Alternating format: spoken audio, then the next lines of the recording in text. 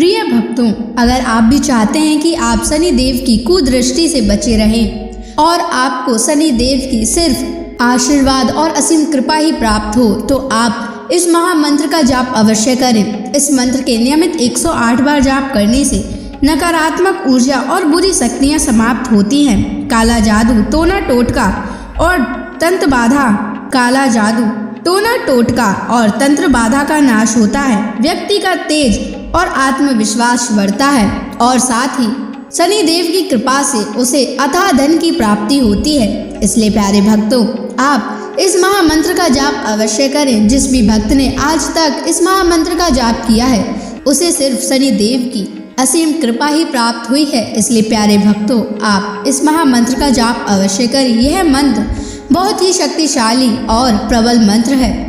इस मंत्र का प्रभाव तुरंत ही दिखाई देने लगता है और साथ ही आपका जीवन सुखद हो जाएगा। अगर आप शनि देव का आशीर्वाद प्राप्त करना चाहते हैं तो इस वीडियो को लाइक और चैनल को सब्सक्राइब जरूर कर दीजिए और कमेंट बॉक्स में जय शनि महाराज अवश्य लिख दीजिए। तो चलिए भक्तों, मंत्र का जाप करना प्रारंभ करते हैं। ओम ह्रीं सन शनैश्चराय सर्वदोष निवारणाय स्वाहा। ओम ह्रीं सन शनैश्चराय सर्वदोष निवारणाय स्वाहा। ओम ह्रीं सन शनैश्चराय सर्वदोष निवारणाय स्वाहा। ओम ह्रीं सन शनैश्चराय सर्वदोष निवारणाय स्वाहा।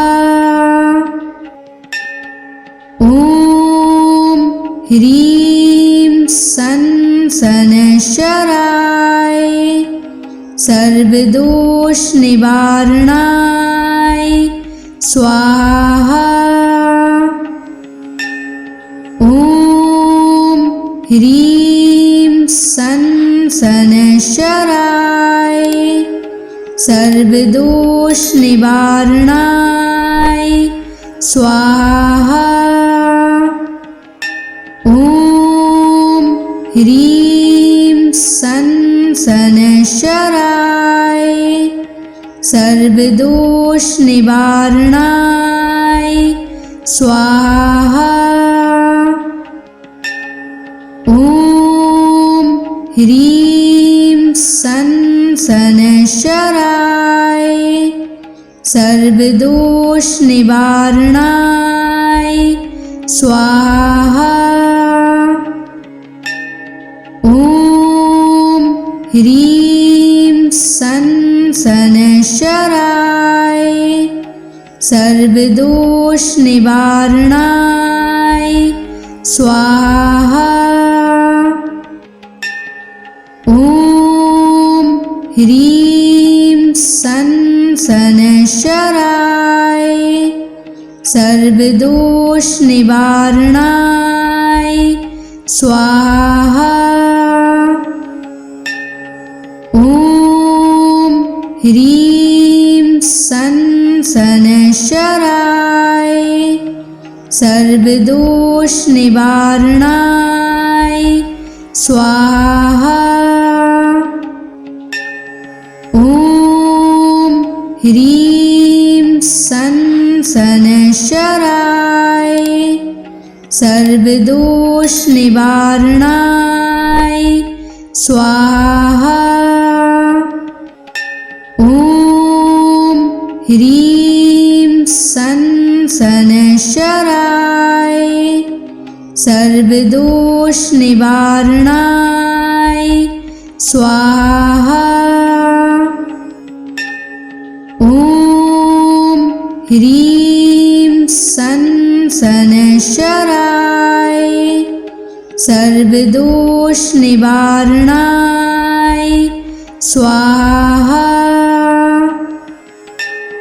ॐ ह्रीं सन् शनैश्चराय सर्वदोषनिवारणाय स्वाहा।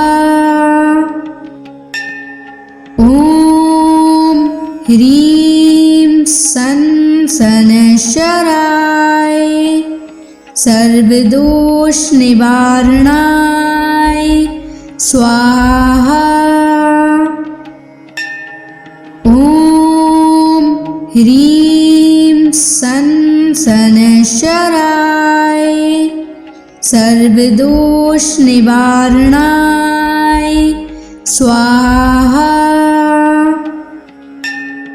ॐ ह्रीं सन् शनैश्चराय सर्वदोषनिवारणाय स्वाहा।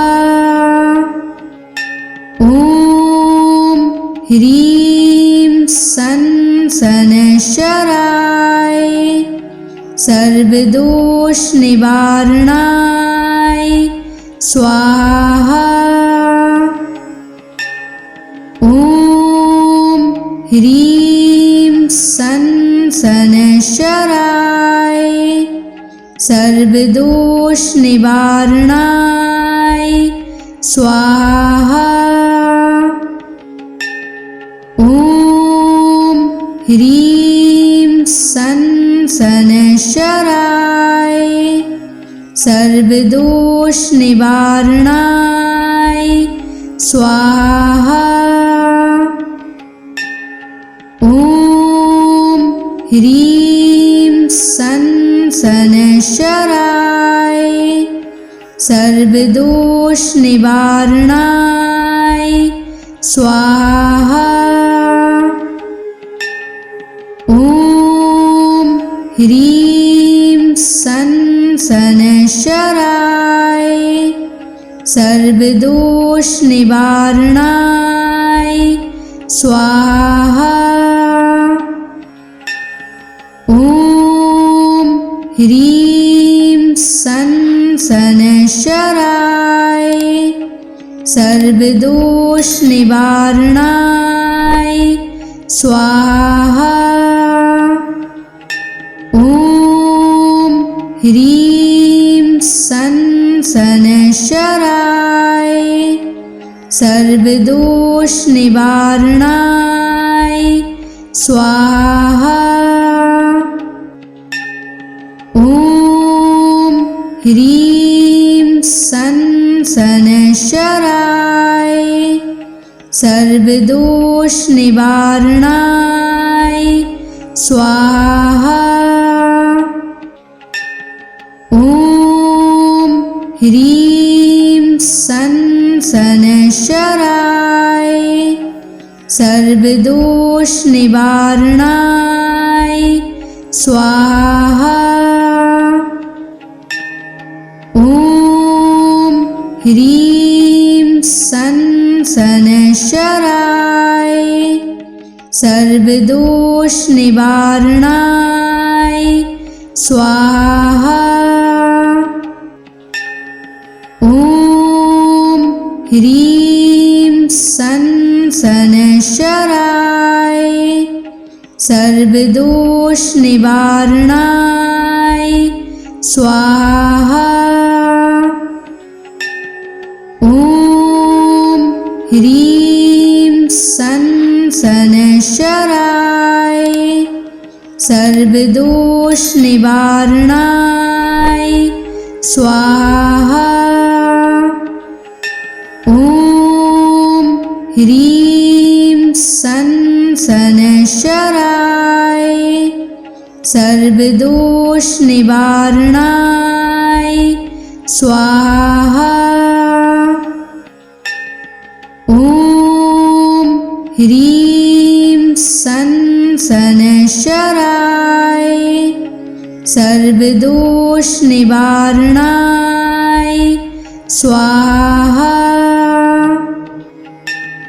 ॐ ह्रीं सन् सनशराय सर्वदोष निवारणाय स्वाहा। ॐ ह्रीं सनशराय सर्वदोष निवारणाय स्वाहा। ॐ ह्रीं सनशराय सर्वदोष निवारणाय स्वाहा। ॐ ह्रीं सनशराय सर्वदोष निवारणाय स्वाहा। ॐ ह्रीं सनशराय सर्वदोष निवारणाय स्वाहा। ॐ ह्रीं सनशराय सर्वदोष निवारणाय स्वाहा। ॐ ह्रीं सनशराय सर्वदोष निवारणाय स्वाहा। ॐ ह्रीं सनशराय सर्वदोष निवारणाय स्वाहा। ॐ ह्रीं सनशराय सर्वदोष निवारणाय स्वाहा। ॐ ह्रीं सनशराय सर्वदोष निवारणाय स्वाहा। ॐ ह्रीं सनशराय सर्वदोष निवारणाय स्वाहा। ॐ ह्रीं सनशराय सर्वदोष निवारणाय स्वाहा। ॐ ह्रीं सनशराय सर्वदोष निवारणाय स्वाहा। ॐ ह्रीं सनशराय सर्वदोष निवारणाय स्वाहा। ॐ ह्रीं सनशराय सर्वदोष निवारणाय स्वाहा। ॐ ह्रीं सनशराय सर्वदोष निवारणाय स्वाहा। ॐ ह्रीं सनशराय सर्वदोष निवारणाय स्वाहा। ॐ ह्रीं सनशराय सर्वदोष निवारणाय स्वाहा। ॐ ह्रीं सनशराय सर्वदोष निवारणाय स्वाहा। ह्रीं सन शनैश्चराय सर्वदोष निवारणाय स्वाहा। ॐ ह्रीं सन शनैश्चराय सर्वदोष निवारणाय स्वाहा। ॐ ह्रीं सन शनैश्चराय सर्वदोष निवारणाय स्वाहा। ॐ ह्रीं सन शनैश्चराय सर्वदोष निवारणाय स्वाहा। ॐ ह्रीं सन शनैश्चराय सर्वदोष निवारणाय स्वाहा। ॐ ह्रीं सन शनैश्चराय सर्वदोष निवारणाय स्वाहा। ॐ ह्रीं सन शनैश्चराय सर्वदोष निवारणाय स्वाहा। ॐ ह्रीं सन शनैश्चराय सर्वदोष निवारणाय स्वाहा। ॐ ह्रीं सन शनैश्चराय सर्वदोष निवारणाय स्वाहा। ॐ ह्रीं सन शनैश्चराय सर्वदोष निवारणाय स्वाहा।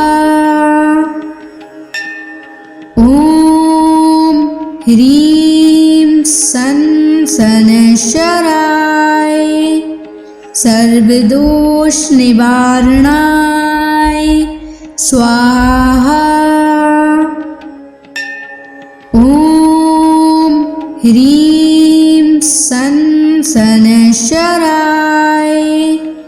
सर्वदोष निवारणाय स्वाहा। ॐ ह्रीं सन शनैश्चराय सर्वदोष निवारणाय स्वाहा। ॐ ह्रीं सन शनैश्चराय सर्वदोष निवारणाय स्वाहा। ॐ ह्रीं सन शनैश्चराय सर्वदोष निवारणाय स्वाहा। ॐ ह्रीं सन शनैश्चराय सर्वदोष निवारणाय स्वाहा। ॐ ह्रीं सन शनैश्चराय सर्वदोष निवारणाय स्वाहा। ॐ ह्रीं सन शनैश्चराय सर्वदोष निवारणाय स्वाहा। ॐ ह्रीं सन शनैश्चराय सर्वदोष निवारणाय स्वाहा।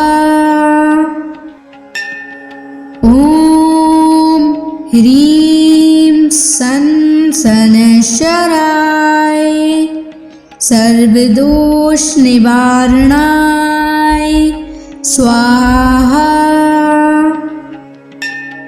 ॐ ह्रीं सन् शनैश्चराय सर्वदोषनिवारणाय स्वाहा। ॐ ह्रीं सन् शनैश्चराय सर्वदोषनिवारणाय स्वाहा। ॐ ह्रीं सन् शनैश्चराय सर्वदोषनिवारणाय स्वाहा।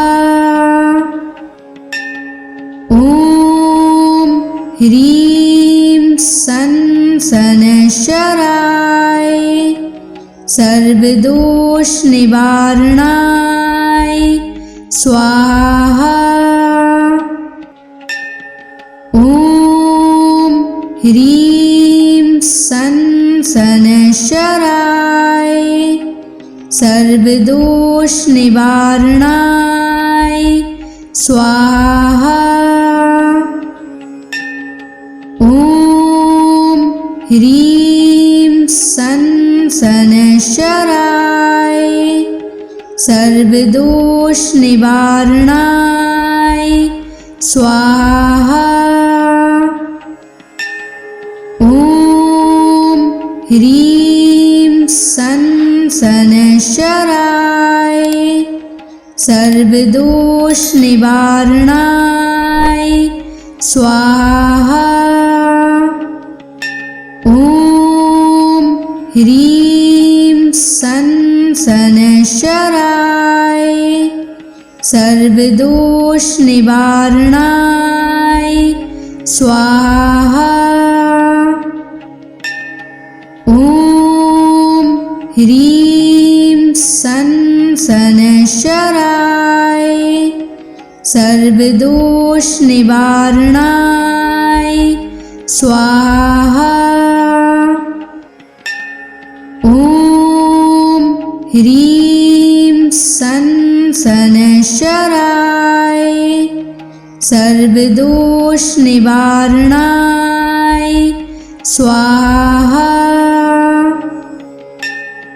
ॐ ह्रीं सन् शनैश्चराय सर्वदोषनिवारणाय स्वाहा। ॐ ह्रीं सन् शनैश्चराय सर्वदोषनिवारणाय स्वाहा। ॐ ह्रीं सन् शनैश्चराय सर्वदोषनिवारणाय स्वाहा। ॐ ह्रीं सन् शनैश्चराय सर्वदोषनिवारणाय स्वाहा। ॐ ह्रीं सन् शनैश्चराय सर्वदोषनिवारणाय स्वाहा। ॐ ह्रीं सन् शनैश्चराय सर्वदोषनिवारणाय स्वाहा। ॐ ह्रीं सन् शनैश्चराय सर्वदोषनिवारणाय स्वाहा। ॐ ह्रीं सन् शनैश्चराय सर्वदोष निवारणाय स्वाहा। ॐ ह्रीं सं शनैश्चराय सर्वदोष निवारणाय स्वाहा।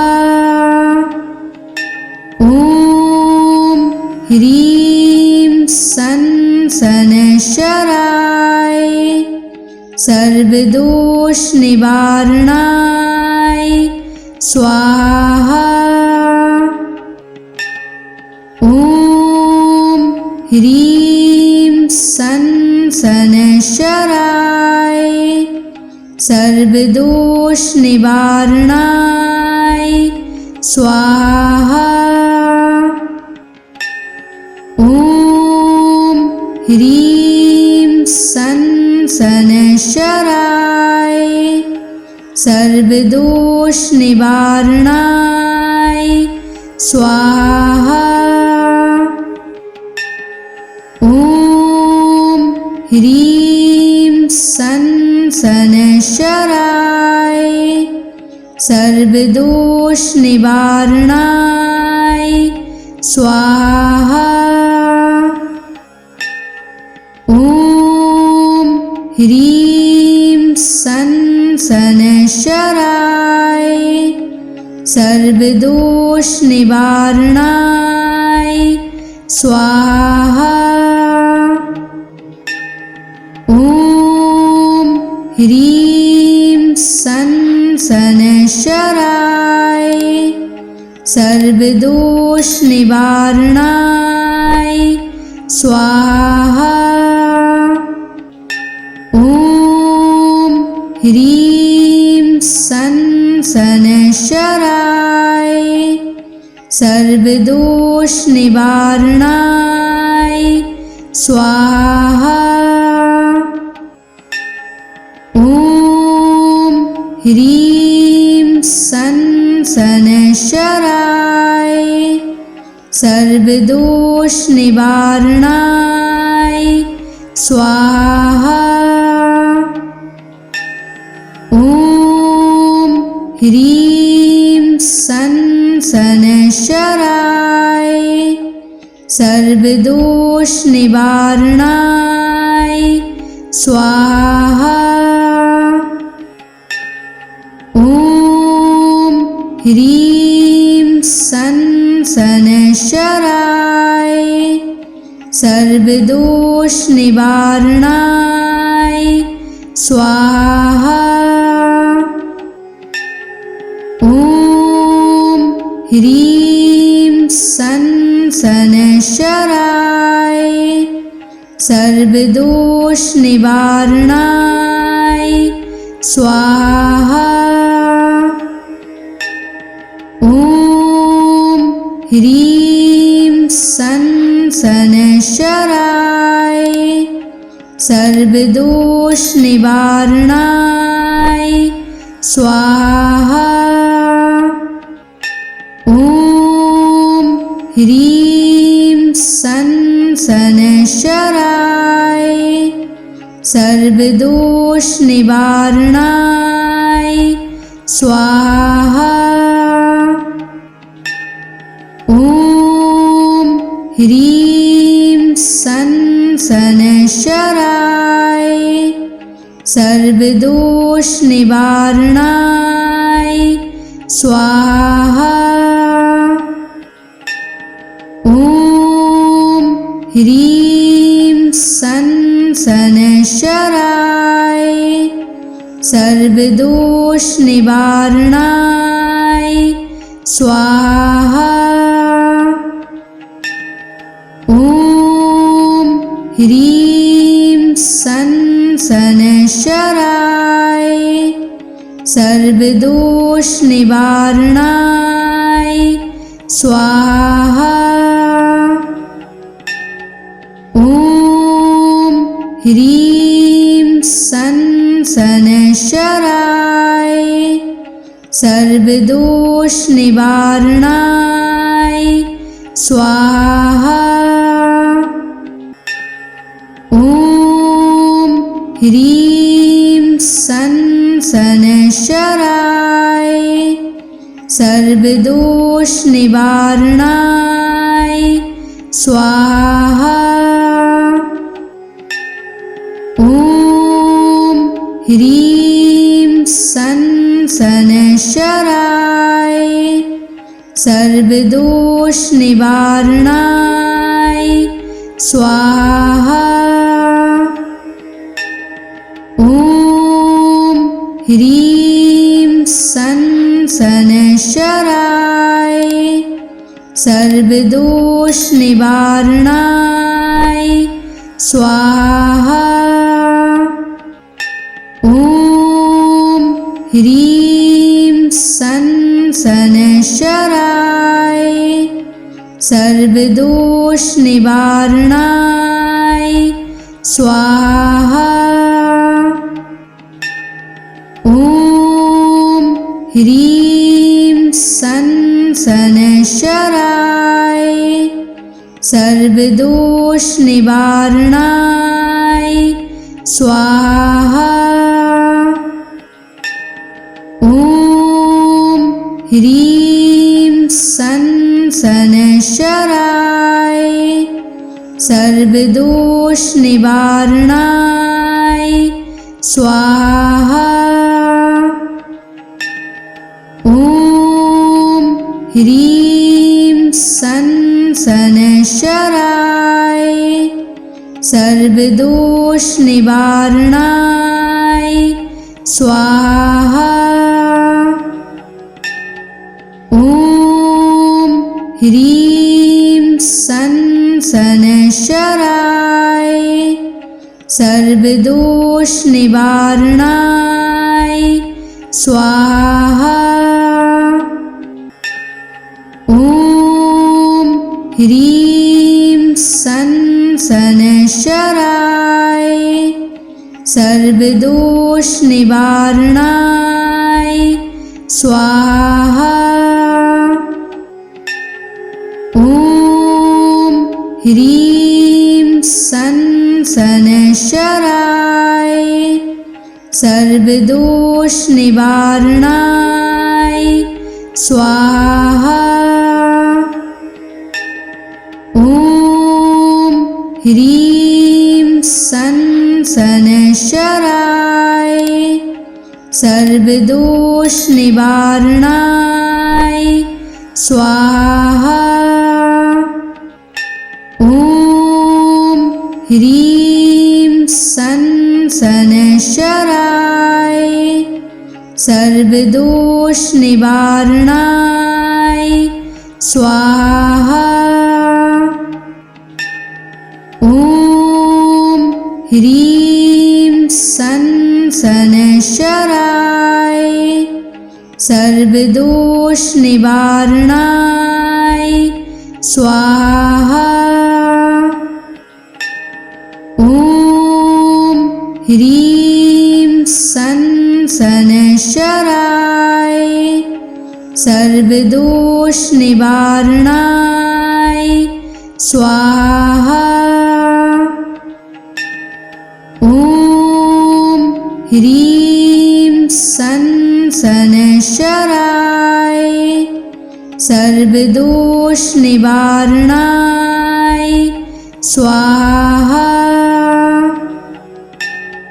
ॐ ह्रीं सन शनैश्चराय सर्वदोषनिवारणाय स्वाहा।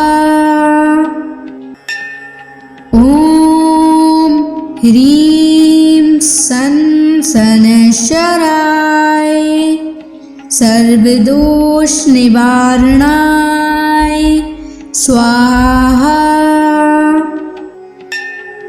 ॐ ह्रीं सन शनैश्चराय सर्वदोषनिवारणाय स्वाहा। ॐ ह्रीं सन शनैश्चराय सर्वदोषनिवारणाय स्वाहा। ॐ ह्रीं सं शनैश्चराय सर्वदोषनिवारणाय स्वाहा। ॐ ह्रीं सं शनैश्चराय सर्वदोषनिवारणाय स्वाहा। ॐ ह्रीं सं शनैश्चराय सर्वदोषनिवारणाय स्वाहा। ॐ ह्रीं सं शनैश्चराय सर्वदोषनिवारणाय स्वाहा। ॐ ह्रीं सं शनैश्चराय सर्वदोषनिवारणाय स्वाहा। ॐ ह्रीं सं शनैश्चराय सर्वदोषनिवारणाय स्वाहा।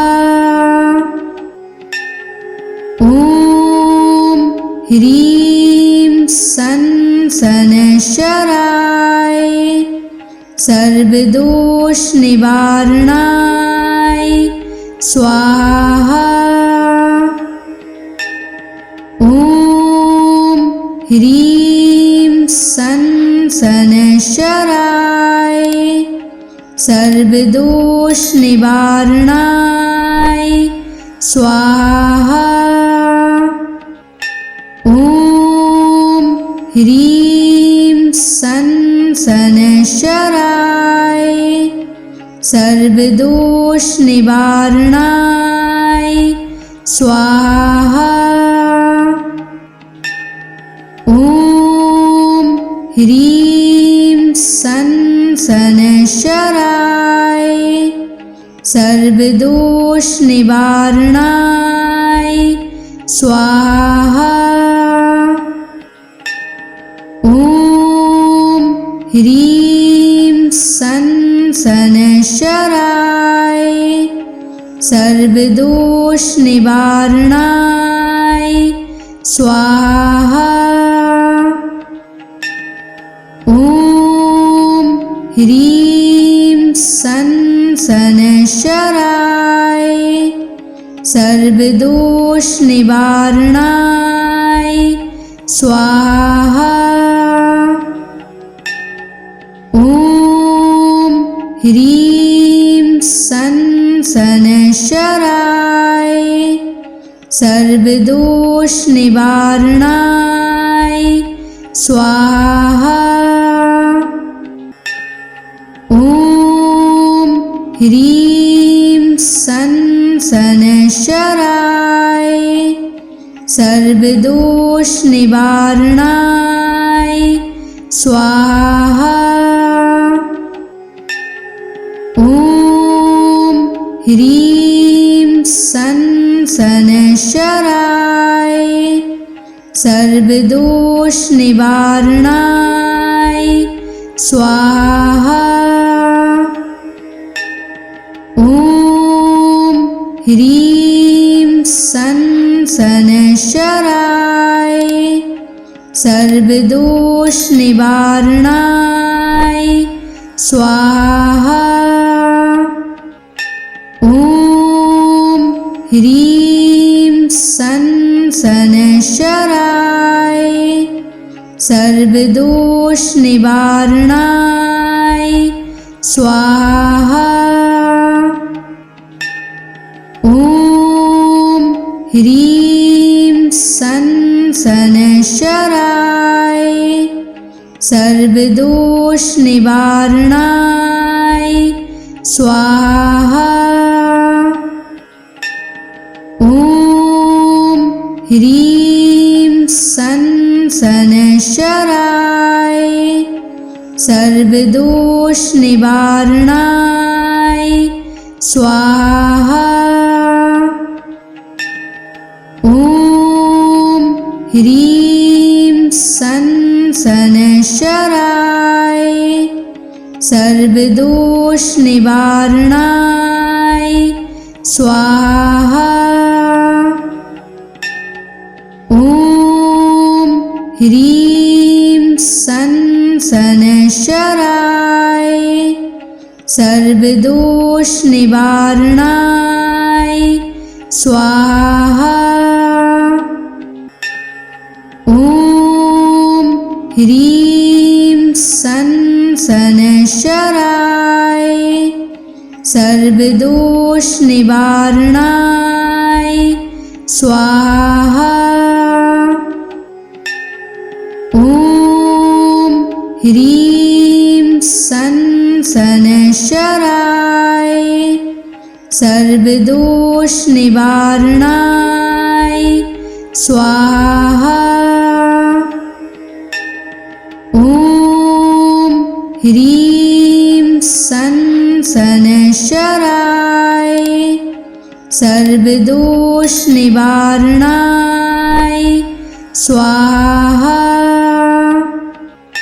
ॐ ह्रीं शनैश्चराय सर्वदोष निवारणाय स्वाहा। ॐ ह्रीं शनैश्चराय सर्वदोष निवारणाय स्वाहा। ॐ ह्रीं शनैश्चराय सर्वदोष निवारणाय स्वाहा। ॐ ह्रीं शनैश्चराय सर्वदोष निवारणाय स्वाहा। ॐ ह्रीं शनैश्चराय सर्वदोष निवारणाय स्वाहा। ॐ ह्रीं शनैश्चराय सर्वदोष निवारणाय स्वाहा।